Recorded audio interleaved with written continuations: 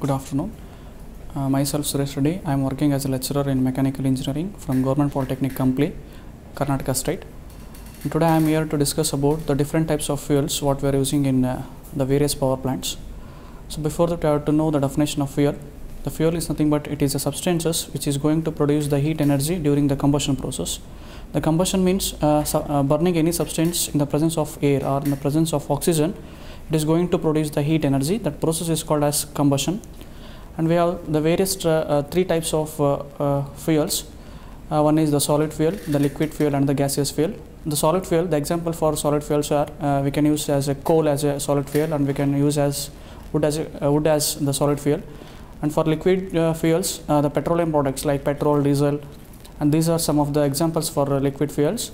And the third one is the gaseous fuel. The example for gaseous fuels are the natural gas, or we can use the blast furnace gas, or we can use the water gas, or we can use the producer gas. So these are some of the examples for the liquid fuels. And next is the definition of the coal. We are discussing about the coal one, the solid fuel, that is the coal. The coal is nothing but it is a fuel which is going to produce the heat energy during the combustion process. Alright, and we have the formation of coal. How we are going to get the coal means the coal is present in the nature, that is present in the earth crust, and it is obtained or it is formed because of the decomposition of various animal matters and vegetable waste, and it is formed from the aerobic reaction and from the higher temperature, and because of the bacteria, these animal matters and vegetable waste will get converted into the coal. And we have and it will take more millions of years to convert these waste particles into the coal. We have the different coal formations. The first is the coal will get first converted into peat coal, later it will get converted into lignite, and it will later bituminous, and finally it will convert into anthracite coal. So these are the three forms of coal. Among these four forms, the anthracite coal is called as the first rank of coal because it contains the more percentage of carbon, and it contains the less percentage of ash, and it contains less percentage of moisture. In order to generate more heat, we have to select a coal in such a way that it should contain more percentage of carbon. So in all various power plants, like in case of the thermal power plants, the anthracite coal is used because it is having the more percentage of carbon. And in India, we have many coal mines, like in various regions, like in Karnataka we have, and also we have in Andhra Pradesh, from Orissa, Bihar. These are some of the regions where we can find the coal mines.